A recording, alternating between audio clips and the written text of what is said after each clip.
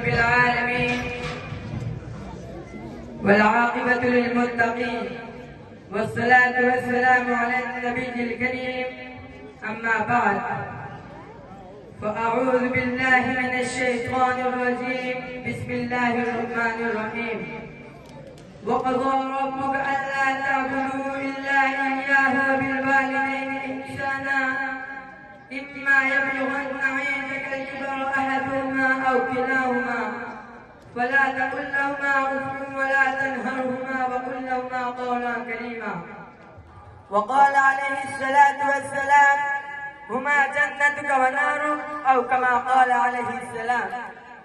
बड़ा बानसीब है जिसने पाया माँ बाप का साया, बड़ा बानसीब है जिसने पाया माँ बाप का साया। बर्ताव क्या उसने सुलूक और जन्नत में अपना घर बनाया।